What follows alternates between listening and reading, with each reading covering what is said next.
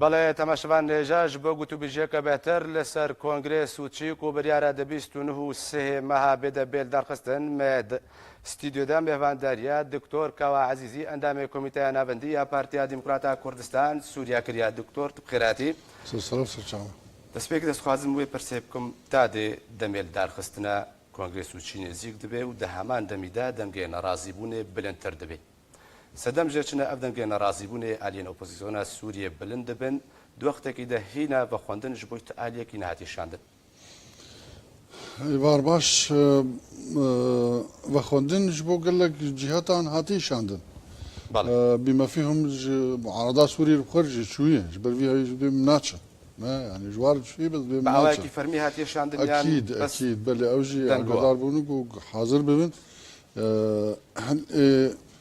Opozisyona Sûrî daxwaz dikin ku muarada giş di îtilafê hesir bibe ew dengê opozisyona fermî bin ji wan deng wirdir nebe wa diyar jî ew kesê ku îtilafa Sûrî îro pêk tê ji gêrî Meclis Lotanê Kurdî got zerxîne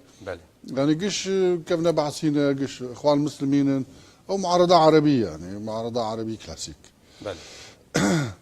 بيدر اصرار دكن يعني بس شكلي حكم بقار يعني بشار ذاك او عارن شونا بشار برايا من اباك عفينينا يعني ما انا بس تخازن بشار بيقارتن اما تخازن سيستم بيقارتن بشار بمين نمين نقلك مشكله باش ترسا الين اوبوزيسيوني تشيكو بجداري اخوا د كونغرس سوتشي دارت كنجن هذا كونغرس سوتشي نما محصور الصرف اك بچوك كونغرس سوتشي حمو محافظات سوري دقره وحمو بيكات سوري دقره وحمو طبقات وفئات وجغرافيا سوري دقره يعني حتى الان هذا بيجن حزار وسيصد وكسور هي برام دي ممكن هجمارة وان بيجي حزار وبين صدي لأبش نقل لك أول أف عالمي جو قهر حلك يدخوازن او كسيجو ازيتي الصر عرديد بينن او كسيجو خلكي بيد زندان هذا او كسيجو خلكي بريشان بون بنابر بون نما وكواني يقول ائتلاف رونشتين يعني ام بيجن المصايف او اوتيل او اوان او عالما حلك يتخازن او حل روسيا جي تشتك حاضر كي سوتشي نما بس ولو سياحه يوار الموابه بس البحري لسوتشي او سلة الدستور او حاضر بك او بروجه دستور كي جبو سوريانو پیشکش بك جو دوي او ده دوي بروجه ده هلنگو بشارد مرحله انتقاليه بمينه يعني بمينه حتى البجارتنان يعني البجارتنا كي البجارتنا برلمان وبشتر البجارتنين خوجهينه وبشتر البجارتنا سروكي كومار يعني حتى بمرحله قشتك بشار بمين فايه معارضه بيجند بدسبيكي بشار نمين بله ونمانا بشار يعني خلط الاوراق يعني جوك توانا داني دوسا بشار يعني شي استفاده هات كر ندبي اما نبس بشار بيغوارتن ما افش خوينا جو هات رجاندن او تدميرا جو هات كرن او بنابريا جو بو او تاجيرا جو بو اما سوريا كديمقراط فيدرال فرا حزبي فرا نتاو فرا كولتور فرا آيين فرا مذهب ام تخازن جو سوريا كي ليبرال با ديمقراط با علماني با اللي بداخوا او تشيقو دوي معارضه ائتلافي هي قال لك تحتاج في فان مبادئ قبول لكن باشا دكتور نها روسيا وسر برشتيا كونغرس وتشيبكي بنريناتا ولاتك به كو دخوازي سرپرشتیا کۆنگرێس و چی بکەیت دەهەمان دەمیدا ئیرۆ نەهام بنووچێ دەخۆن و ڤلادیمیر پوتین سەرۆکێ رووسیا پەیوەندیەکە تەلەفۆنەدا پەیوەندی بەشار ئەسەد بەکردە تەکازی لەسەر بەردەوامیە رووسیا لە پشتەوانیا ڕژێمێ بەرەبانیکردنە خاکە سووریە کردە بنەریناتە وڵاتێکی بوی ئاوایی شایستیان هێژایی وێ چندێک و سەرپەرشتیە کۆنگرەکی بکەش بۆ چارەسەرکردنە کریزا سووریە سووری ئیرۆ حربەک هەیە بەڵێ السوري إيرو دبيجو أجرجو مؤسسات خرابك و بشارج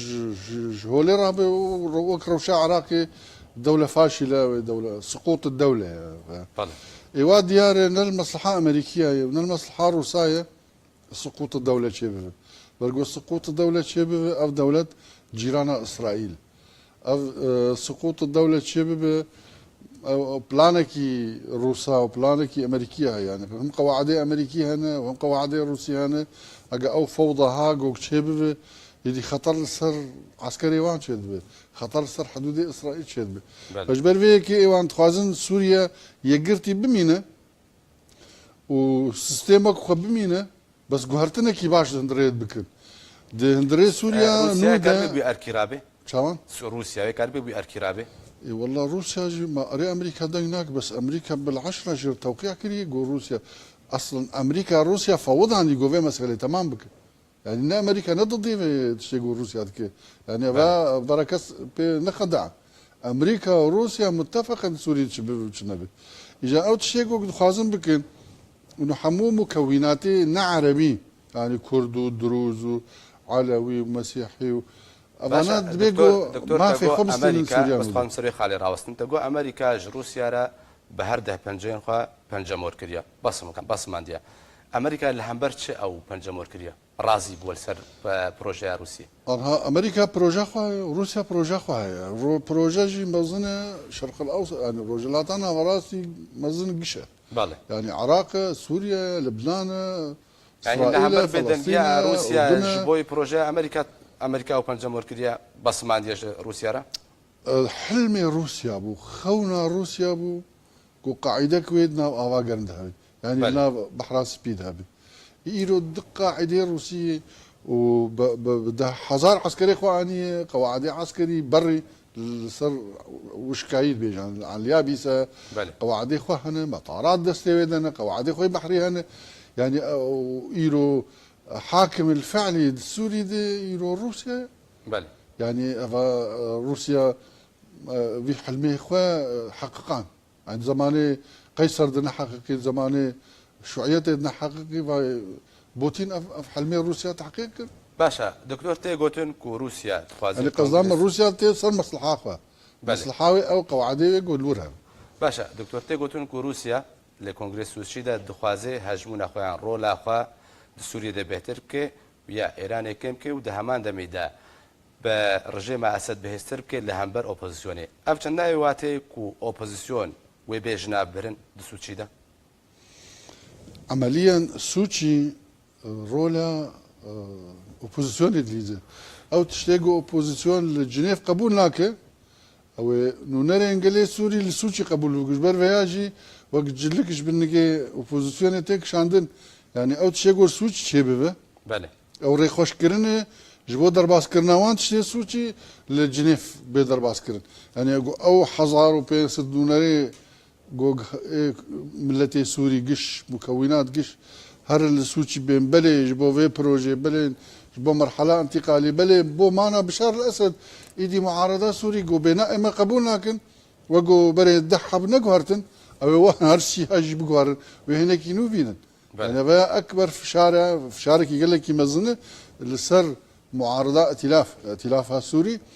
جو ايدي شرطي امريكا وروسيا بمناقشه قبول بك مانا اسد مرحله انتقالي دي او تشتيقوا او عرضك انه سوريا دولتك هنا مركزيه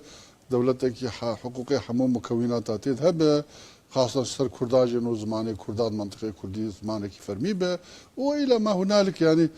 سوريا كنوبه سوريا جو خطر نما بخطر سر اسرائيل باشا ويتشبوي قال سوريا بكرن دكتور باواكي قشتي سوتشيدا وقال كرد لرجاء كردستان بتايبتي برايا من دسبيكا سوتشي دسبيكا سكن عندنا شر أبا فيدك خلكي سوريا دو جوج دسبي بروجا دستور بيدانين ودسبي مرحلة دي مرحلة حكم انتقالي شيف وحكم انتقالي شيف ايدي قال لك سليدي يعني حبسيان بردن و ايدي إغاثة هرنا خلكي ويدي او جمارو امبارجو يعني ام بيجن حصار صار خلكي رابع او حبك تشونو هاتنشيف يدي دسب عمليه افاكرنا سوري افاكش مصلحاتها قال لي سوري او جعلي دي او يدي خلكي سوري فقر ولا قاسبه تحت افرج بين الجيب جكرن دمج قاسبه دم أزود نكان تحديد بكن دم دريجة دم دريج اللي عمليا بمشواري 1000 ميلي بقافايا كي دس بيكر قافايا كي 1000 ميلي ده يعني برايا من اشتي تشيف خلكي بنابري وقرن جي خو او يقول درفاني كاربين وقرن ولاتي خو يدي مرحله اعمار دس بي كارتشي اقتصاد حبك بيش بكبي يدي من مؤسسات الدوله الديمقراطيه بيجو تشيكرين حميد سوتشي ده بيكره أبا سوتشي دستبيكا في عملية آمادة بك جنيف إيدي قرار دولية يعني قرار دكتور دولية. اگر د کنگرس سوچی ده هناك بريار لدجي برجونديان رجيم اسد هات ندان رجيم اسد و پابند بوا برياران با تجاري دجي رجما أسد تشتك نايدان برقو روسيا اگر هاتو بريارك هات دان وقتي روسيا أمريكا بقر بشار أسد ورجيم نكار بينه يعني روسيا كان بفشارك بخيت السر طبعا رجيم اسد ايرو الحاكم الفعلي سوريا ده روسيا يعني اما زياره بوتيني تاليج بو سوري قوتشو قاعده حميمي يعني بشار اسد وميفانك يشو بله جميفانك ميفان تربو يعني قيمتنا داني يعني ضابطك عقيدك بعميدك باستقبالاي كرو نهشت بير هر حياني توديع يعني يقولوا تشوكو بير بمش او قرت نهشت بير بمش بوتين لحالي خوشو فروكا بله دكتور کنگرس سوچی ویش بوی کبیل دار خستن ویش بوی پاراستنا برجوندین هر سه ولاتن گارانتی دار به کو روسیا و ترکیا ایران یانجی جبوی الهف کرنا گلی سوریه به بيتر ويش مصلحة روسيا أمريكا إسرائيل وملتي سوريا به صراحة أبي يعني أبي يجي دو أو شر هبونا إيراني لسوريا بيكرن وميليشيات يمي سي سوري معافاة ودس أفكرنا دستورة خبك وحقوق مكوناتها بحث بفيدي ترولا تركي نامينه تحقش تركي نامينه جو عرض سوري داغير وكا تركيا جوك دولتك داغير كره احتلال كري عرض سوري يعني روسيا جناي واتي كو داغير كرش سوريا نايدا ناي واتي داغير كر برغو موافقه نظام سورياتي بله بينما ترك نب موافقه سوريات ترك بعسكري خواتي احتلال كري بله باشا قالك سباس جبو دكتور كاوا عزيزي اندامي كوميتي انا بنديه بارتيا ديمقراطا كردستان سوريا قالك سباس دكتور